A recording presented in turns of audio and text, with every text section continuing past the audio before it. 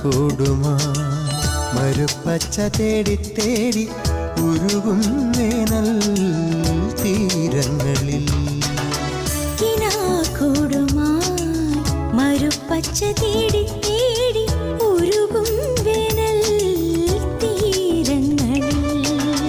തളരുന്ന നേരം കരുത്തേകുവാൻ പാതയമായി പൊഴിയും ദൈവസ്നേഹത്തിൻ ജീവാമൃതം.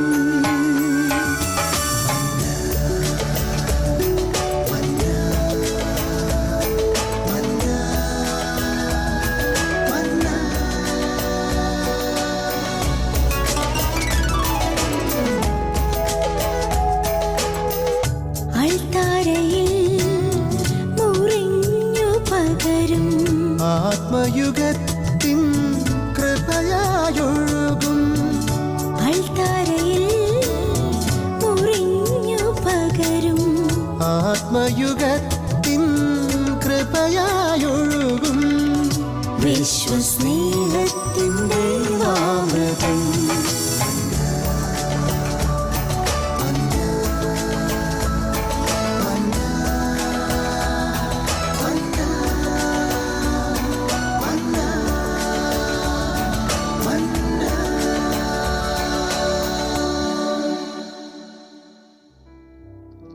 ശാലോമിൻ്റെ എല്ലാ പ്രേക്ഷകർക്കും മന്നയുടെ എപ്പിസോഡിലേക്ക് ഹൃദയപൂർവകമായ സ്വാഗതം.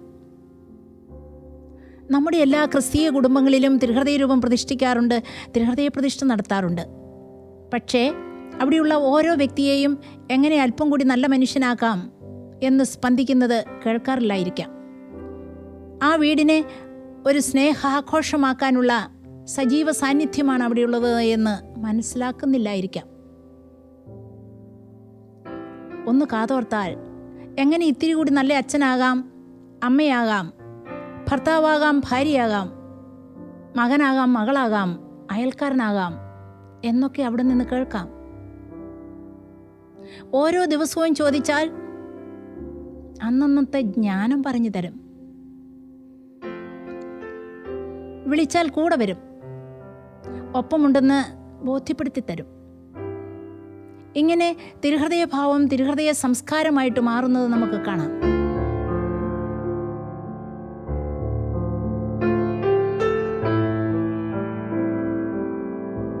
ഇന്നത്തെ കാലഘട്ടത്തിൽ കുടുംബങ്ങളിൽ ഒരുപാട് തകർച്ച, വ്യക്തിജീവിതത്തിൽ ഒരുപാട് പരാജയങ്ങൾ. ഇത് ശ്രദ്ധിച്ച തിരുഹൃദയ സന്യാസിനി സമൂഹം തിരുഹൃദയ സംസ്കാരം കുടുംബങ്ങളിലെത്തിക്കാൻ പ്രാർത്ഥനാപൂർവം യത്നിച്ചുകൊണ്ടിരിക്കുകയാണ്.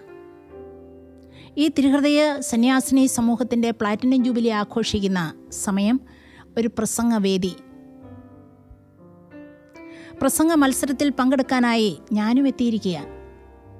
പ്രസംഗത്തിന് വിഷയം കിട്ടി, തിരുഹൃദയ സന്യാസിനി സമൂഹത്തിൻ്റെ വിമോചന ദൗത്യം ഇന്ന്.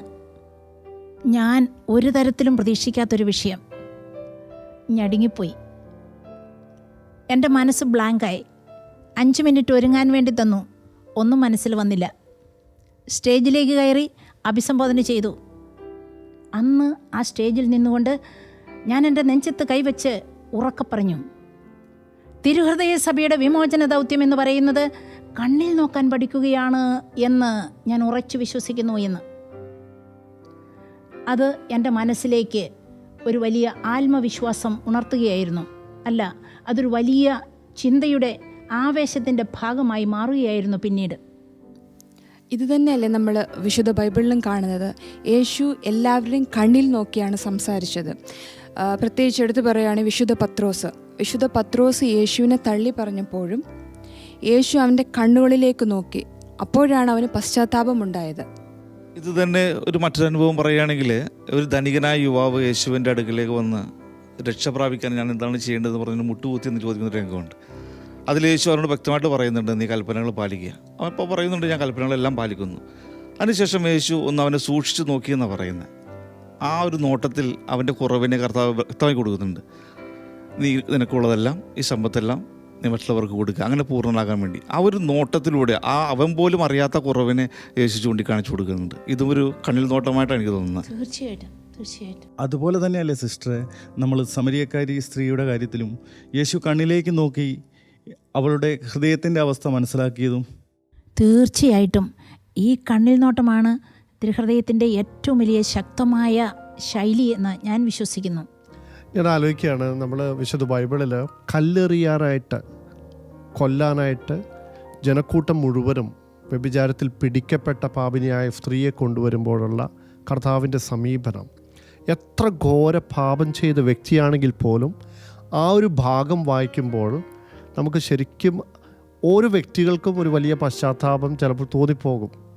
കാരണം യേശുവിൻ്റെ ആ സമീപനം അവിടെ, ആ കല്ലെറിയാൻ കൊണ്ടുവരപ്പെട്ട ആ സ്ത്രീയെ അവരുടെ കയ്യിൽ നിന്ന് മോചിപ്പിക്കുക മാത്രമല്ല, അവരുടെ അടുത്തേക്ക് ചെന്നിട്ട് അവളെ നോക്കിക്കൊണ്ട് അവളുടെ കുറവിനെക്കുറിച്ച് അവളെ ഒന്നും പറഞ്ഞ് പരിഹസിക്കാതെയോ കുറ്റപ്പെടുത്താതെ വേദനിപ്പിക്കാതെ, ഒരു തുള്ളി വേദനിപ്പിക്കാതെ കർത്താവ് അവളെ വലിയ പശ്ചാത്താപത്തിലേക്ക് നയിക്കുന്നത് ഈ ഒരു വലിയ നോട്ടത്തിലൂടെയാണ്, കണ്ണിലേക്കുള്ള നോട്ടം.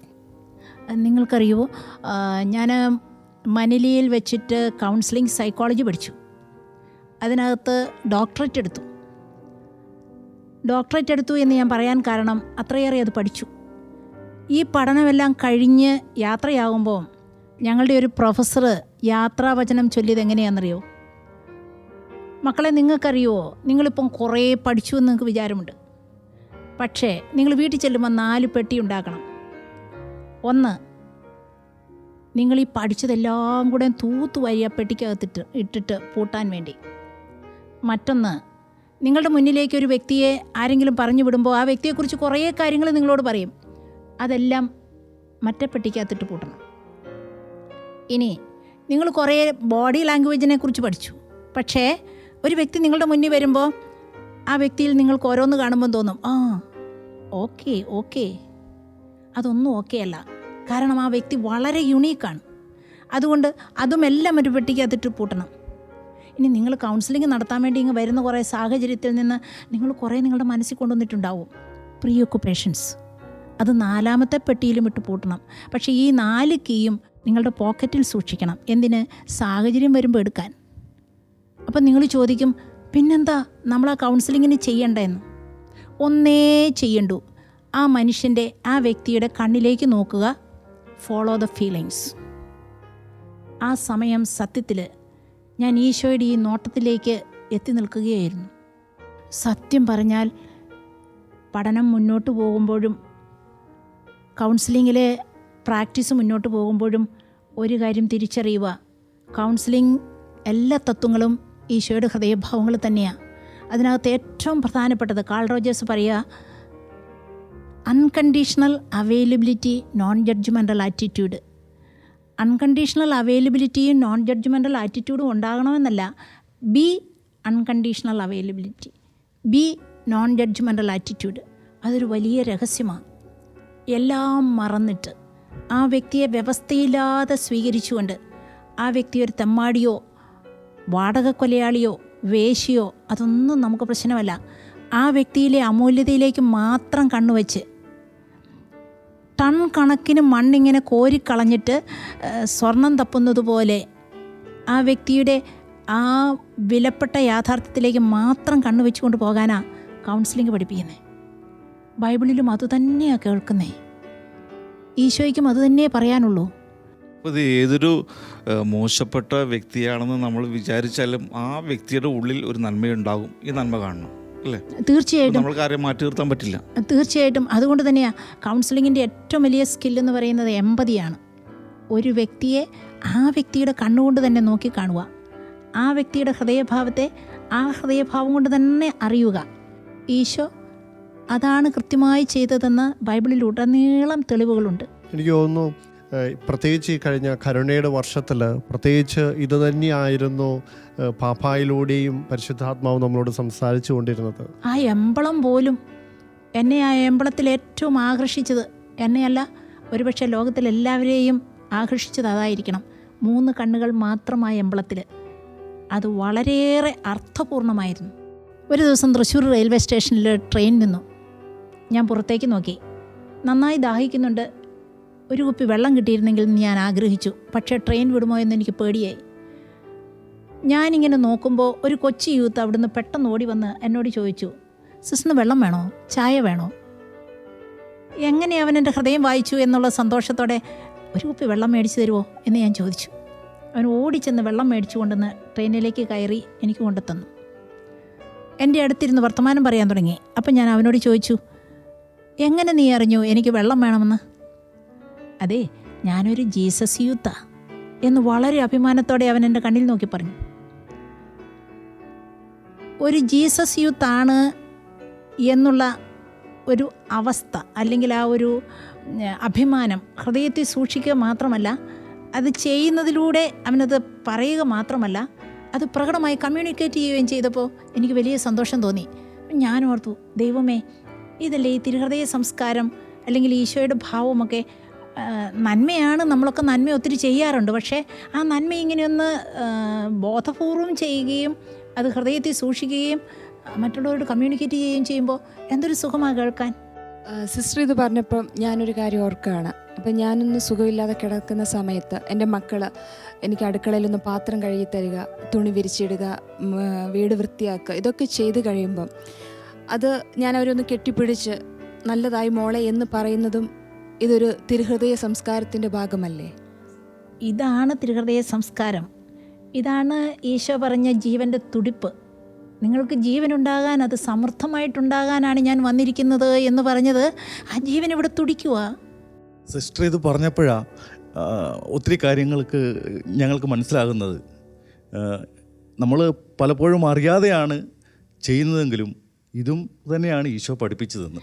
ആ കുഞ്ഞിനെ കെട്ടിപ്പിടിക്കുന്ന സമയത്ത് ആ തിരുഹൃദയ രൂപം ഒന്ന് ചൂണ്ടിക്കാണിച്ചിട്ട്, മോളെ, നിൻ്റെ മുഖത്തെ സന്തോഷം ഈശോ കാണുന്നുണ്ട്, ഈ സന്തോഷമാണ് ഈശോ കാണാൻ ആഗ്രഹിക്കുന്നത് എന്ന് പറയുമ്പം തന്നെ കുഞ്ഞിൻ്റെ മനസ്സിലേക്ക് എന്നതാ തിരുഹൃദയത്തിൻ്റെ ഭാവം, എന്താ ഈശോയ്ക്ക് ഇഷ്ടപ്പെടുന്നതെന്ന് ആ കുഞ്ഞിന് തിരിയുന്നു.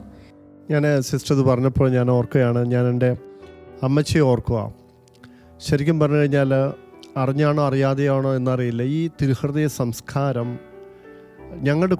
എൻ്റെ കുടുംബത്തിൽ പലപ്പോഴും ഞാൻ കണ്ടിരിക്കുന്നത് എൻ്റെ അമ്മച്ചിയിലാണ്. പലപ്പോഴും നമ്മൾ ചെറുപ്പകാലത്തിലേക്ക് വളർന്നു വരുന്ന സാഹചര്യത്തിൽ അത് പഠിക്കുന്ന സ്കൂളിലായാലും ചിലപ്പോൾ ചുറ്റുപാടുകളിലായാലും ബന്ധുക്കളിൽ നിന്ന് സുഹൃത്തുക്കളിൽ നിന്നെല്ലാം ചിലപ്പോൾ നമ്മൾക്ക് ചില മുറിവുകൾ കിട്ടും, വേദനകൾ കിട്ടും. അങ്ങനെ ഞാൻ വലിയ വിഷമത്തോടു കൂടി അമ്മച്ചിയുടെ അടുത്ത് ചെന്നിട്ട് അമ്മച്ചിയോട് ഇത് പറയുമ്പോൾ ഒരിക്കലും അമ്മച്ചി ആ വേദനയെ ആ ഒരു വേദനയെ സപ്പോർട്ട് ചെയ്യാതെ അതിന് ഒരു നല്ലൊരു കാരണം എനിക്ക് പറഞ്ഞു തരും. ഇന്നതുകൊണ്ടായിരിക്കാം അവർ ഇങ്ങനെ ചെയ്തത്. അപ്പോൾ അത് കേൾക്കുമ്പോൾ എൻ്റെ ഉള്ളിൽ നിന്ന് ആ വേദന മാറിപ്പോവുകയും ആ വേദനിപ്പിച്ചവരോട് എനിക്ക് ക്ഷമിക്കാൻ പറ്റാൻ, എനിക്ക് അവരെ സ്നേഹിക്കാൻ പറ്റാനും എനിക്ക് സാധിച്ചിട്ടുണ്ട് പലപ്പോഴും, ഒത്തിരി പ്രാവശ്യം. പലപ്പോഴും അമ്മച്ചിയുടെ ഒരു അപ്രോച്ച് അങ്ങനെയായിരുന്നു. ഒന്നിലും കുറ്റം കാണാതെ പലപ്പോഴും അവരുടെ സൈഡിൽ നിന്ന് ചിന്തിച്ചുകൊണ്ട്, അവരുടെ ഒരു തലത്തിൽ നിന്ന് ചിന്തിച്ചുകൊണ്ട് എനിക്ക് അതിൻ്റെ കാരണം ഇതായിരിക്കാം എന്ന് പറഞ്ഞ് എക്സ്പ്ലെയിൻ ചെയ്ത് തരുമ്പോൾ പലപ്പോഴും അതെന്നെ ഒത്തിരി വളരാനായിട്ട് എൻ്റെ ജീവിതത്തിൽ എന്നെ സഹായിച്ചിട്ടുണ്ട്.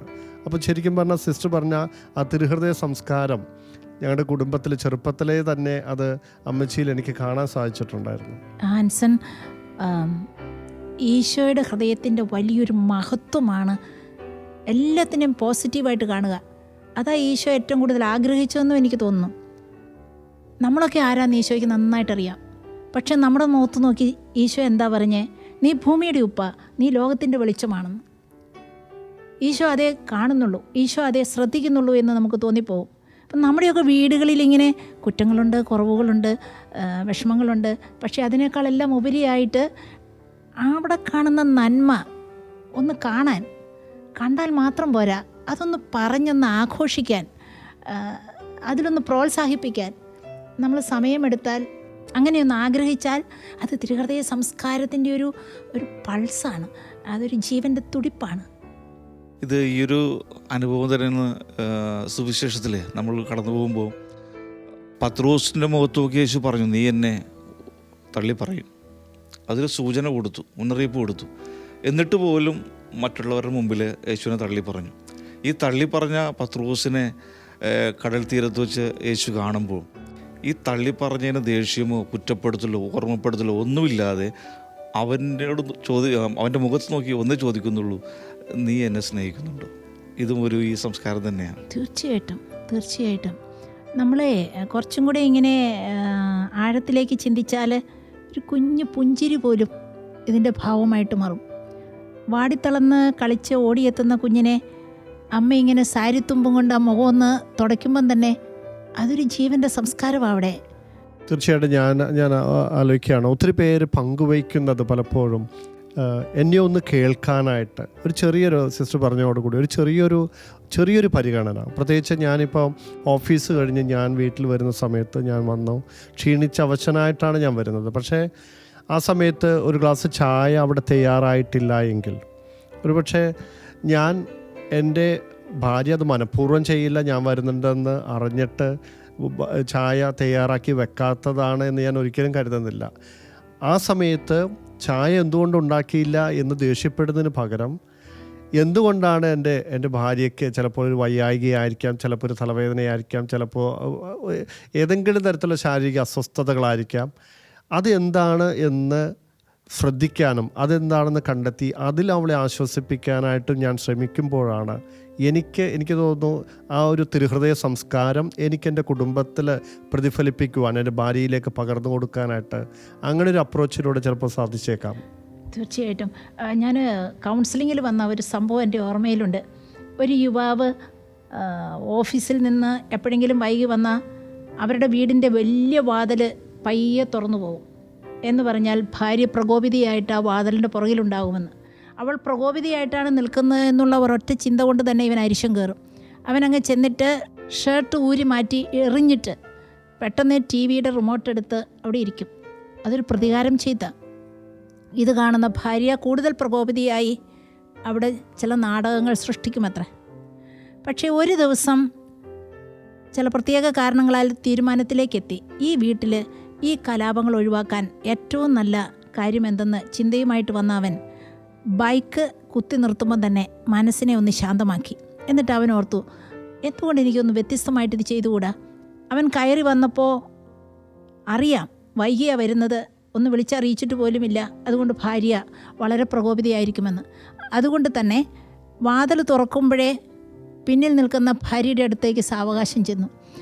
എന്നിട്ട് അവിടെ ചെന്ന് അവളെ പയ്യെ നെഞ്ചോടി ചേർത്തു. ഒരുപാട് അരിശം തോന്നിയ അവൾ ആ നെഞ്ചിൽ കിടന്ന് അടിച്ചു അത്രേ. പക്ഷേ അടിയൊക്കെ ഒരു പ്രത്യേക ഹീലിംഗ് പ്രോസസ്സാണ്. ആ അടി കഴിഞ്ഞ് അവൾ നെഞ്ചോടി ചേർന്ന് കിടന്ന് കരഞ്ഞു. അപ്പോൾ വളരെ സാവകാശം ആ ചെവിയിൽ പറഞ്ഞു അത്രേ, ശാലു, നിനക്കറിയില്ലേ ഞാൻ എന്തുമാത്രം അലഞ്ഞും കഷ്ടപ്പെട്ടുമാണ് വരുന്നതെന്ന് നീ ചിന്തിക്കാറില്ല. പക്ഷേ ഞാൻ മടുത്തു വരുമ്പോൾ എനിക്ക് ഒരു ഗ്ലാസ് ചൂടുവെള്ളം എടുത്ത് തന്നിട്ട് നീ എന്ത് പറഞ്ഞാലും ഞാൻ കേൾക്കും. അതൊന്ന് നീ ശ്രദ്ധിക്കുവോ? പക്ഷേ വൈകി വരുമ്പോൾ എനിക്ക് അപ്പടി പേടിയാ. രണ്ടുപേരും തമ്മിൽ ഷെയറിങ്ങിലേക്ക് അത് മാറി. എന്തേ ആ യുവാവിന് ആ വാതിലിൻ്റെ അപ്പുറത്ത് പോയി അവളെ നെഞ്ചോടി ചേർക്കാൻ പറ്റി എന്ന് ചോദിച്ചാൽ, ഈശോ കണ്ടതുപോലെ കണ്ണുകൊണ്ട് കണ്ടു വാതിലിൻ്റെ മറവിലാണ് നിൽക്കുന്നതെന്ന്. പക്ഷേ അവൻ ഹൃദയം കൊണ്ട് വായിച്ചു. അവൾ പേടിച്ചിട്ട, അവൾ വിഷമിച്ചിട്ട, അവളുടെ വിഷമങ്ങളിലേക്ക് ചിന്ത പോയി. ഇതാ സത്യത്തിൽ തിരുഹൃദയ സംസ്കാരം എന്ന് പറയുന്നത്. അപ്പോൾ നമ്മളിങ്ങ് വന്ന് കയറുമ്പോഴേ നമ്മൾ കുറേ മുൻവിധികളാലെല്ലാം റീഡ് ചെയ്യുക. അത് നമ്മളെ ഒത്തിരി നാശത്തിലേക്ക് കൊണ്ടുവരും. അവളങ്ങനെ അവിടെ ചുമ്മാ ഇരുന്നു, അല്ലെങ്കിൽ അവളങ്ങനെ ശ്രദ്ധിച്ചില്ല, ഇവളിങ്ങനെ ശ്രദ്ധിച്ചില്ല. എന്തേ മാർപ്പാപ്പ പറയുന്നേ? കാരുണ്യവർഷം പ്രഖ്യാപിക്കാൻ സെൽഫികളുടെ ലോകമായിട്ട് മാറിയതുകൊണ്ടാണ്, എല്ലാവരും സ്വാർത്ഥതയുടെ ലോകത്തിലേക്ക് മാറിയതുകൊണ്ടാണ് എന്ന് പറയുമ്പോൾ നമ്മളെല്ലാം നമ്മുടെ ചിന്തകളിലേക്ക് ഒതുങ്ങുക. നമുക്ക് ചായ കിട്ടണം, നമ്മളെ പരിഗണിക്കണം, വരുന്ന ഭർത്താവ് എൻ്റെ കാര്യം അന്വേഷിക്കണം, എന്നെ പരിഗണിക്കണം എന്നൊക്കെ ചിന്തിക്കുന്നതിന് പകരം ആ വരുന്നവരുടെ മനസ്സിൻ്റെ അവസ്ഥ എന്താ, ഇവിടെ ഇരിക്കുന്നവരുടെ മനസ്സിൻ്റെ അവസ്ഥ എന്താ? ഒരുപക്ഷെ അവൾ ആ സമയം മുഴുവനും ഓടി നടന്നിട്ട് അപ്പോഴായിരിക്കാം പോയി ആ ടി വിയുടെ മുന്നിലൊന്ന് ഇരുന്നേ. ആ ടി വിയുടെ മുന്നിൽ അവളെ കാണുമ്പോഴേ വരുന്നവർക്ക് കലി കയറുക. അതിന് പകരം അവൾ ആ ടി വിയുടെ മുന്നിൽ ഇരിക്കുന്നത് കണ്ടുകൊണ്ട് കലി കയറിയാലും ഒന്ന് മനസ്സിലതൊന്ന് ഒതുക്കി വെച്ചിട്ട്, മനസ്സിന് ഒരുപാട് മുഴുപ്പുണ്ടെന്ന് ഈശോ കാണിച്ചു തന്നു. എന്തുമാത്രം സഹനങ്ങൾ വേണേലും അതിനകത്തോട്ട് എടുക്കാൻ മാത്രം മുഴുപ്പുണ്ടെന്ന് ഈശോ കാണിച്ചു തന്നു. അപ്പോൾ അതൊന്ന് ഉള്ളിലേക്ക് ഒതുക്കി വെച്ചിട്ട് അവളുടെ കൂടെ ഒന്ന് പോയി ഇരുന്നിട്ട്, പുതിയ സീരിയലാണോ, ഇത് എന്താ ഇപ്പോൾ എവിടം വരെ എത്തി, എന്തെങ്കിലും ഒരു കുഞ്ഞു വർത്തമാനം അവളോട് പറഞ്ഞിട്ട് ആ തലയിലും ഒരു തട്ട് തട്ടി പയ്യങ്ങ് ഏറ്റുപോകുമ്പോൾ അവിടെ സ്നേഹത്തിൻ്റെ ഒരു വലിയ സംസ്കാരം, ഒരു ആഘോഷം അവിടെ നടക്കുമെന്നുള്ളത് ഉറപ്പാണ്. തീർച്ചയായിട്ടും സിസ്റ്റർ ഇത് പറയുമ്പോൾ പ്രത്യേകിച്ച് എനിക്ക് തോന്നുന്നത് എന്നെ പ്രതീക്ഷിക്കുന്ന അല്ലെങ്കിൽ എന്നെ പരിചരിക്കാനിരിക്കുന്ന ജീവിത പങ്കാളിയായിക്കോട്ടെ, മാതാപിതാക്കളായിക്കോട്ടെ, അവരുടെ വിചാരങ്ങളൊന്നും ഞാൻ തിരിച്ചറിയുക എന്നുള്ളത് എൻ്റെ ഉത്തരവാദിത്വമാണ്. ചിലപ്പോൾ ഇതുകൊണ്ടായിരിക്കാം 5000-ത്തിലധികം പറഞ്ഞ ജനതതി യേശുവിൻ്റെ പിന്നാലെ വന്നപ്പോഴും അവർ എനിക്ക് വിശക്കുന്നു എന്ന് പറഞ്ഞില്ല അവർ. പക്ഷേ യേശു അവരോട് ശിഷ്യരോട് പറഞ്ഞു, ഇവർക്ക് അപ്പം കൊടുക്കുക. അവരുടെ ആവശ്യങ്ങളെ കണ്ടറിഞ്ഞു യേശു. ഈ ഒരു തിരിച്ചറിവും ഈ ഒരു കണ്ടെത്തലും നമ്മുടെ ജീവിതത്തിൽ ഉണ്ടെങ്കിൽ ഒത്തിരി പൊട്ടിത്തെറികൾ ഒഴിവാക്കാൻ സാധിക്കുമെന്ന് വിശ്വസിക്കുന്നു. ഒത്തിരി മാത്രമല്ല, കുടുംബം വേറൊന്നായിട്ട് മാറും. പക്ഷേ നമ്മളുടെ ഏറ്റവും വലിയൊരു ബലഹീനതയാണ് നമ്മൾ ഈ ലേബൽ ഒട്ടിക്കുന്നത്. ഞങ്ങളുടെ ഹോസ്റ്റലിൽ ഒരു രസകരമായ കാര്യമുണ്ടായി. ഒരു കൊച്ച് എൻട്രൻസ് എക്സാമിനേഷന് വേണ്ടിയിട്ട് വന്നു. എക്സാമിനേഷൻ മാറ്റിവെച്ചു. കൊച്ച് വീണ്ടും വീട്ടിൽ പോയി. പക്ഷേ അവളുടെ മുറിയിൽ ഒരു ചെറിയ കുപ്പി അത്തരം എഴുതി വെച്ചിരിക്കുന്നു, വിഷമെന്ന്. വാർഡൻ കണ്ടിട്ട് പരിഭ്രാന്തയായി, കുട്ടികളത് കണ്ടിട്ട് പരിഭ്രാന്തരായി. വാർഡൻ അതെടുത്ത് ഭദ്രമായി പാകത്ത് വെച്ചു. കുട്ടി വന്നപ്പോൾ കുട്ടിയെ സ്നേഹപൂർവ്വം വിളിച്ച് വളരെ ചുറ്റുവട്ട അന്വേഷണങ്ങളോടുകൂടി എല്ലാം ചോദിച്ചു. പക്ഷേ കുട്ടി വളരെ സ്മാർട്ടാണ്. വീട്ടിലൊരു പ്രത്യേക പ്രശ്നങ്ങളൊന്നുമില്ല, കുട്ടിക്കും പ്രശ്നങ്ങളൊന്നുമില്ല. അപ്പം സിസ്റ്റർ ചോദിച്ചു, ആ മുറിയിൽ ഒരു കുപ്പി ഇരിപ്പുണ്ടായിരുന്നല്ലോ. കൊച്ചു പെട്ടെന്ന് സ്മാർട്ടായി. സിസ്റ്റർ, ആ കുപ്പി എന്തിയേ? ആ കുപ്പി എന്തിയേ? അതാരെ എടുത്തോണ്ട് പോയേ? സിസ്റ്ററെ, അത് തേനാ സിസ്റ്ററെ. അതാരേലും കുടിക്കാതിരിക്കാൻ വേണ്ടിയിട്ട് ഞാൻ അങ്ങനെ എഴുതിയതാ സിസ്റ്ററെ. അതെന്തിയേ സിസ്റ്ററെ? ജീവിതത്തിൽ ഒരുപാട് പ്രാവശ്യം നമ്മളിങ്ങനെ ലേബലൊട്ടിക്കും മറ്റുള്ളവർക്ക്. അവരങ്ങനെയാണ്, ഇവരിങ്ങനെയാണ്, ഭാര്യ ഇങ്ങനെയാണ്, മക്കളിങ്ങനെയാണ്. ഈ ലേബലുകളെല്ലാം പൊട്ടത്തരമായിരിക്കും. കാരണം വ്യക്തികൾ വളരെ വ്യത്യസ്തരാണ്. ഈശോ അത് നന്നായിട്ടറിയുന്നു. അവരുടെ വ്യത്യസ്തതയിൽ നിന്നുകൊണ്ട് ഓരോന്ന് ചെയ്യുമ്പോൾ ആ വ്യത്യസ്തതയോടുകൂടി നോക്കിക്കാണാനായാൽ വളരെ മനോഹരമായൊരു അന്തരീക്ഷം കുടുംബത്തിലുണ്ടാവും, ഏതൊരു വ്യക്തി ജീവിതത്തിലും ഉണ്ടാവും. ഇത് കൗൺസിലിങ്ങിലും വളരെയേറെ പ്രോത്സാഹിപ്പിക്കുന്നു. You are so different, so we have so many things to share എന്ന് കൗൺസിലിംഗ് പറയുമ്പം അത് തന്നെ നമ്മുടെ ബൈബിൾ എത്ര മനോഹരമായിട്ട് പ്രസംഗിക്കുന്നു. ആ തിരിച്ചറിവ് നമ്മുടെ വീട്ടിൽ സ്പന്ദിച്ചാൽ വീട് വേറൊന്നായിട്ട് മാറും. സിസ്റ്റർ ഇത് പറഞ്ഞപ്പോഴാണ് ഞാനൊരു കാര്യം ഓർക്കുന്നത്. ഒരിക്കൽ എൻ്റെ വീട്ടിൽ ഒരാൾ വളരെ ദേഷ്യത്തോടു കൂടി വീട്ടിലോട്ട് കയറി വന്ന് എൻ്റെ പപ്പായോട് വളരെ മോശമായിട്ട് സംസാരിച്ചു. അതൊരു ഉച്ച സമയത്തായിരുന്നു, ഞങ്ങൾ ഭക്ഷണം കഴിക്കാനിരിക്കുന്ന സമയത്ത് അദ്ദേഹം വന്നത്. അപ്പം അദ്ദേഹം ഒരുപാട് ദേഷ്യപ്പെട്ട് സംസാരിച്ചു. അപ്പോൾ എൻ്റെ പപ്പ എന്ത് ചെയ്തു, അദ്ദേഹത്തെ വിളിച്ചിട്ട് ഓക്കെ സാരമില്ല, നീ വാ ഭക്ഷണം കഴിക്കുക എന്ന് അത്രമാത്രം ദേഷ്യപ്പെട്ട ആളോട് ദേഷ്യം കാണിക്കാതെ മറിച്ച് അദ്ദേഹത്തെ വിളിച്ചിരുത്തി ഭക്ഷണം കൊടുത്തു പപ്പ. പക്ഷേ ഇത്രയും ഭക്ഷണമൊക്കെ കഴിച്ചു കഴിഞ്ഞ ആൾ എഴുന്നേറ്റപ്പോഴാണ് പപ്പയോട് പറഞ്ഞ് ഞാനിത് കേട്ടതെല്ലാം തെറ്റായിപ്പോയിന്ന്. വേറെ അവിടെ ഒന്നും സംസാരം നടന്നിട്ടില്ല. പപ്പ മറിച്ച് ആളോട് ദേഷ്യപ്പെട്ടിരുന്നെങ്കിൽ ആൾ വീണ്ടും പ്രതികരിച്ചു തന്നെയായിരുന്നു. പക്ഷേ പപ്പയുടെ ആ ഒരു സംസാരത്തിലൂടെ, ആ പെരുമാറ്റത്തിലൂടെ ആൾക്കവിടെ ഒരു ഡിഫറെൻറ്റ് ഫീൽ ചെയ്യുകയാണ്. ഞാൻ ഈ ദുബായിൽ ഒരു വീട്ടിലൊരു കാഴ്ച കണ്ടു. അമ്മ നേഴ്സായിട്ട് രാത്രിയിൽ ഉറങ്ങാതെ വന്ന് കിടക്കുക. കൊച്ച് ശല്യം ചെയ്ത് ഓടിച്ചെന്നു. കുഞ്ഞു കൊച്ച്, 2.5 വയസ്സുള്ള കുഞ്ഞു കൊച്ച് ശല്യം ചെയ്ത് ഓടിച്ചെന്നപ്പോൾ അമ്മ കുഞ്ഞിനോട് പറഞ്ഞു, മോളെ അമ്മ ഉറങ്ങട്ടെ, അമ്മ ഒട്ടും ഉറങ്ങിയിട്ടില്ലല്ലോ, അമ്മ എഴുന്നേറ്റ് വന്ന് കഴിയുമ്പം കൊച്ചിൻ്റെ കൂടെ കളിക്കാം, ശബ്ദം ഉണ്ടാക്കാതെ നടക്കണം കേട്ടോ. ഞാൻ കാണുന്ന കാഴ്ച, കൊച്ചാ കട്ടിലിൽ നിന്ന് പമ്മി പമ്മി പമ്മി ഇറങ്ങി വന്ന് വരാന്തയിൽ അവിടുത്തെ സോഫയിൽ വന്ന് പമ്മി ഇരിക്കുക. ഞാൻ ചെന്ന് കൊച്ചിനോട് ശാന്ത സ്വരത്തിൽ ചോദിച്ചു, മോൾക്ക് വിഷമമാവുന്നുണ്ടോ ഇങ്ങനെ ഇരിക്കുന്നതിൽ? ഇല്ല, മമ്മി ഉറങ്ങട്ടെ. ഇതെനിക്കൊരു വലിയ വെളിച്ചം തന്നു. അവിടെ ആ വീട് തകർത്ത് കളിക്കുന്ന കൊച്ച, ഒരു സെക്കൻഡ് അടങ്ങിയിരിക്കാൻ പറ്റാത്ത കൊച്ച് മമ്മിക്ക് വേണ്ടി മമ്മി ഉറങ്ങി തെളിയുന്നത് വരെ ആ സോഫയിലും പരിസരത്തും നടക്കുമ്പം പമ്മി നടക്കുന്നു, അനങ്ങാതെ ഇരിക്കുന്നു.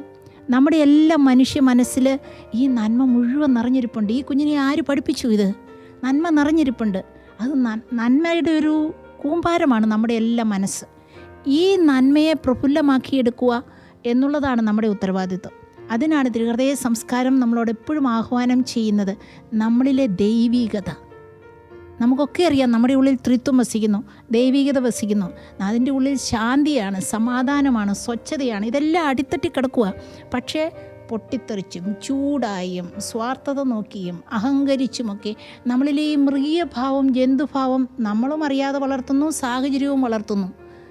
നമ്മളിലെ ഈ ആത്മീയ ഭാവം അല്ലെങ്കിൽ ഈ ഡിവൈൻ റിയാലിറ്റി, കൗൺസിലിംഗ് സൈക്കോളജിയിൽ കാൾ റോജേഴ്സ് കൃത്യമായി പറയുന്നു, each person is having tremendous potentiality inside. Unless we touch with the divine reality, that tremendous potentiality won't work. ഇതൊരു വലിയ നിധിയാണ് നമ്മുടെ ഉള്ളിൽ കിടക്കുന്നത്. നമ്മൾ വളർത്തിയെടുക്കുന്നത് മൃഗീയഭാവമായി പോകുന്നത് മാറ്റിയെടുക്കാൻ ഏറ്റവും നല്ല കാര്യം ഈ കുഞ്ഞ് കാണിച്ചതുപോലെ എല്ലാവരുടെയും മനസ്സിലുണ്ട്. അതിനെ ഒന്ന് താലോലിച്ച് വളർത്തിയെടുക്കാൻ നമ്മുടെ കുടുംബങ്ങളിൽ അണ്ടർസ്റ്റാൻഡിങ്ങിൻ്റെ, സ്നേഹത്തിൻ്റെ അന്തരീക്ഷം വരണം. ഇപ്പോൾ മലാക്കിയുടെ പുസ്തകം 2:15 വ്യക്തമായിട്ട് കർത്താവ് പറയുന്നുണ്ട്, ഏക ശരീരവും ഏക ആത്മാവുമായിട്ടല്ലേ ദൈവം നിങ്ങളെ സൃഷ്ടിച്ചത്, ദൈവഭക്തരായ സന്തതികളെ അല്ലാതെ മറ്റെന്താണ് അവിടുന്ന് നിങ്ങളിൽ നിന്ന് അഭിലഷിക്കുന്നത്. അപ്പോൾ ശരിക്കും പറഞ്ഞു കഴിഞ്ഞാൽ മാതാപിതാക്കളുടെ വലിയൊരു ഉത്തരവാദിത്തമാണ് കുഞ്ഞുങ്ങളിലേക്ക് തിരുഹൃദയ സംസ്കാരം പകർന്നു കൊടുക്കേണ്ടത്. തീർച്ചയായിട്ടുമില്ല സിസ്റ്റർ. ആൻസൺ അത് പറഞ്ഞപ്പോൾ എനിക്കതിനെ 1000 വട്ടം സപ്പോർട്ട് ചെയ്യാൻ തോന്നുക. കാരണം ഞാൻ ആ വീട്ടിൽ തന്നെ നോട്ട് ചെയ്തു, ആ കുഞ്ഞ് അത്രയും ശല്യം ചെയ്തപ്പം ആ അമ്മ ആ കൊച്ചിനെ വഴക്ക് പറയുകയും എടുത്തടിക്കുകയും ചെയ്തിരുന്നെങ്കിൽ അന്തരീക്ഷം വേറെയായിരുന്നു. അവളെ ചേർത്ത് പിടിച്ച് ചെവിയിൽ ശാന്തമായി പറഞ്ഞു, മോളെ അമ്മ ഉറങ്ങട്ടെ. എന്ത് ശാന്തമായിട്ട് അതെല്ലാം പറഞ്ഞെന്നറിയോ? ഇതിൻ്റെ അർത്ഥം ആ വീട്ടിലെ കൾച്ചർ അതാണെന്ന്. അത് കഴിഞ്ഞ് ഞാൻ ആ വീട്ടിലേക്ക് ഹസ്ബൻഡ് വന്നപ്പോൾ ഞാനൊരു കാര്യം ശ്രദ്ധിച്ചു. അമ്മ ഉറങ്ങുന്ന സമയത്താണ് മറ്റ് 2 കുട്ടികളും സ്കൂളിൽ നിന്ന് വരുന്നേ, ഹസ്ബൻഡ് വരുന്നേ. അവരെല്ലാം അവിടെ ശാന്തമായി മൂവ് ചെയ്യുന്നു. എന്തിന്? അമ്മയ്ക്ക് ഉറങ്ങാനുള്ള സൗകര്യം ഒരുക്കി കൊടുത്തുകൊണ്ട്. ഇങ്ങനെ എല്ലാവരും പരസ്പരം മനസ്സിലാക്കുക. ഈ പരസ്പരം മനസ്സിലാക്കലാണ് അതൊരു കുഞ്ഞു കുട്ടിയിൽ തുടങ്ങാമെന്ന് ഞാൻ കണ്ടുപഠിച്ചു അവിടെ. അത് മാതാപിതാക്കൾ കാണിച്ചു കൊടുക്കുന്നതാണ്. നമ്മുടെ വളർച്ചയിൽ സബ്ജക്റ്റിവിറ്റി ഇങ്ങനെ വളർന്നു വരുന്നുണ്ട്. അതിനകത്ത് നമ്മുടെ സബ്ജക്റ്റിവിറ്റി രൂപപ്പെടുന്നത് നമ്മുടെ എക്സ്പീരിയൻസസ് എന്ന് ഞാൻ പറയുമ്പോൾ എല്ലാം ഉൾപ്പെടും. നമ്മുടെ അനുഭവത്തിൻ്റെ എല്ലാ തലങ്ങളെയും ഷെയർഡ് എക്സ്പീരിയൻസസ്. അമ്മയുടെ ഉദരത്തിൽ ഉരുവായിരുന്ന കാലത്ത് അമ്മയുടെ വികാര വിചാരങ്ങൾ നമ്മുടേതായിരുന്നു എന്ന് ഇന്ന് സൈക്കോതെറപ്പി ചെയ്യുമ്പോൾ വളരെ പ്രകടമായിട്ട് വരുന്നു. പിന്നെ ജനറേഷണൽ പാറ്റേൺസ് എന്ന് പറയുമ്പം ജീൻസ് എന്ന് മാത്രം തെറ്റിദ്ധരിക്കരുത്, കണ്ടുപഠിക്കുന്നതും കൂടിയാണ്. കണ്ടും കേട്ടും അനുഭവിച്ച് പഠിക്കുന്നു, അതിൻ്റെ ഭാഗമാണ്. ഒരു വീട്ടിലെ സംസ്കാരം കണ്ടും കേട്ടും അനുഭവിച്ച് നമ്മൾ പഠിക്കും. പിന്നെ നമ്മുടെ യുണീക്ക്നെസ്, അതിനെക്കുറിച്ച് വിശദീകരിച്ച തീരില്ല എന്ന് നമുക്കറിയാം. നമ്മുടെ ദൈവികത നമുക്ക് സമ്മാനിക്കുന്ന ഒരു വിലപ്പെട്ട സാധനമാണ് ഈ ലോകത്തിൽ. എന്നെ ഒരിടത്തും സബ്സ്റ്റിറ്റ്യൂട്ട് ചെയ്യപ്പെടാനാകാത്ത ഒരു വലിയ യാഥാർത്ഥ്യമാണത്. അതെൻ്റെ പെരുവിരൽ എന്നോട് സംസാരിക്കുന്നു, എൻ്റെ സ്വരത്തിൻ്റെ വൈബ്രേഷൻ എന്നോട് സംസാരിക്കുന്നു, എൻ്റെ മുടി പോലും. ബൈബിളിൽ നിൻ്റെ തലമുടി നാരിഴ പോലും എണ്ണപ്പെട്ടിരിക്കുന്നു എന്ന് എഴുതി വെച്ചത് ഒരു സാഹിത്യ ഭാഷയാണെന്നേ ഞാൻ വിചാരിച്ചുള്ളൂ. പക്ഷേ ഫോറൻസിക്കിൽ പോയി നമ്മൾ അന്വേഷിച്ചാൽ തിരിയും. ഒരു കള്ളനെയോ പ്രതിയോ തിരിച്ചറിയാൻ അവൻ്റെ തലമുടി കിട്ടിയാൽ മതിയെന്ന് നമ്മൾ തിരിച്ചറിയുന്നു. കണ്ണിൻ്റെ കൃഷ്ണമണി, ഇവിടെ ഇങ്ങനെ ചൊറിഞ്ഞു വരുന്ന വെള്ളം, ഇങ്ങനെ ഒരുപാട് കാര്യങ്ങൾ അവർ പറയുന്നു വ്യക്തികളെ തിരിച്ചറിയാൻ. എന്ന് പറഞ്ഞാൽ ദൈവത്തിൻ്റെ മുന്നിൽ ഞാനൊരിക്കലും ഇങ്ങനെ നഷ്ടപ്പെട്ടു പോകില്ല എന്ന്. ഞാനിങ്ങനെ ദൈവത്തിൻ്റെ മുന്നിൽ എവിടെയൊക്കെയോ ഇങ്ങനെ എപ്പോഴും ആൾക്കൂട്ടത്തിൽ ഞാൻ വളരെ തിരിച്ചറിയപ്പെടുന്ന ഒരു വ്യക്തിയാണ്. അത്രയേറെ യൂണീക്കാണ്. ഇതെല്ലാം ഈ 4 കാര്യങ്ങളും കൂടെ കൂട്ടിച്ചേർന്നിട്ടാണ് എൻ്റെ സബ്ജക്റ്റിവിറ്റി രൂപപ്പെടുന്നത്. അപ്പം നമ്മുടെ ഭവനങ്ങളിൽ നമ്മൾ കൊണ്ടുവരുന്ന കൾച്ചറാണ് സത്യത്തിൽ ഓരോ വ്യക്തിയും അവിടെ രൂപപ്പെടുന്നത്. അതുകൊണ്ട് തന്നെയാണ് ഞാൻ പറഞ്ഞത്, നമ്മുടെ ഭിത്തിയിൽ കിടക്കുന്ന തിരുഹൃദയ രൂപം അത് അവിടെ സംസാരിക്കുന്നുണ്ട് ഒരുപാട് കാര്യങ്ങളെന്ന് മാതാപിതാക്കളെ ബോധ്യപ്പെടുത്തി കൊടുക്കണ്ടേ. ഈ ബോധ്യപ്പെട്ട് കിട്ടുന്നതിൽ നിന്നാണ് തിരുഹൃദയ സംസ്കാരം അവിടെ ഡെവലപ്പ് ചെയ്ത് വരണ്ടേ. അതുകൊണ്ടത് മാതാപിതാക്കളുടെ വലിയ ഉത്തരവാദിത്വമാണ്. ഇത്രയും നേരം സിസ്റ്റർ ഈ പറഞ്ഞ സംഭവങ്ങൾ വെച്ച് നോക്കുമ്പോൾ എത്രയോ കോടി ജനങ്ങൾ തിങ്ങിപ്പാർക്കുന്ന ഈ ഭൂമി എന്ന ഗ്രഹത്തിൽ നമ്മൾ ഈ ഏഷ്യ 49:16 പറയുന്നുണ്ട്, ഞാൻ നിന്നെ എൻ്റെ ഉള്ളം കയ്യിൽ രേഖപ്പെടുത്തിയിരിക്കുന്നു. വ്യക്തിപരമായിട്ട് സ്നേഹിക്കുന്നൊരു ദൈവസ്നേഹം, അത്രമാത്രം എന്നെ ശ്രദ്ധിക്കുന്നൊരു സ്നേഹം, അത്രമാത്രം എന്നെ എല്ലാ കാര്യങ്ങളിലും ശ്രദ്ധിക്കുന്നു. ഇതൊരു വ്യക്തിപരമായിട്ടുള്ള ഒരു ശ്രദ്ധ തന്നെയാണ്. ആ ശ്രദ്ധ അനുഭവിക്കുമ്പോൾ നമ്മളിലെ ദൈവീകത വളരും. അങ്ങനെ ശ്രദ്ധിക്കുന്നുണ്ടെന്ന് നമ്മൾ അറിയുമ്പോൾ നമ്മളിലെ ദൈവീകത വളരും. ഈ ദൈവീകതയുടെ പ്രകാശനമാണ് തിരുഹൃദയ സംസ്കാരം. നമ്മുടെയൊക്കെ ഉള്ളിലുള്ള ഈ ദൈവീകതയെ ഉണർത്തിയിട്ട് ആ ദൈവിക അനുഭവത്തിൽ ജീവിച്ചിട്ട് ആ ദൈവിക യാഥാർത്ഥ്യത്തെ പ്രസരിപ്പിക്കുക എന്നുള്ളതാണ് നമ്മുടെയൊക്കെ ജന്മത്തിൻ്റെ വലിയ ഉദ്ദേശമെന്ന് ഞാൻ ഉറച്ച് വിശ്വസിക്കുന്നു. അതൊരു വലിയ ദൈവരാജ്യ അനുഭവമാണ്. ഈ ദൈവരാജ്യ അനുഭവം ഓരോരുത്തരും സ്വന്തം ജീവിതത്തിൽ അനുഭവിക്കുകയും കുടുംബങ്ങളിൽ പങ്കുവെക്കുകയും ചെയ്ത നമ്മുടെയൊക്കെ കുടുംബങ്ങൾ സ്വർഗീയ സമാനമായിട്ട് മാറുമെന്ന് എനിക്ക് ഉറച്ച വിശ്വാസമുണ്ട്. ചുരുക്കത്തിൽ മദർ തെരേസയുടെ വാക്കുകൾ ഞാൻ ഓർത്തു പോകുന്നു. To humanize the humanity, touch with the divine reality. മനുഷ്യവർഗത്തെ മാനവികതയിലേക്ക് ഉയർത്താൻ, മനുഷ്യനെ മനുഷ്യനാക്കാൻ ഏറ്റവും നല്ല കാര്യം സ്നേഹം കൊണ്ട് തൊടുകയാണെന്ന്. നമുക്കെല്ലാം അതിനുള്ള കൃപ ഈശോയുടെ തിരുഹൃദയം തരട്ടെ എന്ന് ഹൃദയപൂർവ്വം പ്രാർത്ഥിക്കുന്നു. കുരിശ് രക്ഷയുടെ അടയാളമാണ്. സ്നേഹത്തിൻ്റെയും പങ്കുവെക്കലിൻ്റെയും മഹത്തായ അനുഭവം. ആ വലിയ രക്ഷയുടെ സാന്നിധ്യം നമ്മുടെ ജീവിതത്തെ സമ്പൂർണ്ണമാക്കട്ടെ. ഏവർക്കും ക്രിസ്തു സ്നേഹവും സമാധാനവും നേരുന്നു. പ്രാർത്ഥനയും നമുക്ക് പരസ്പരം ഓർമ്മിക്കാം.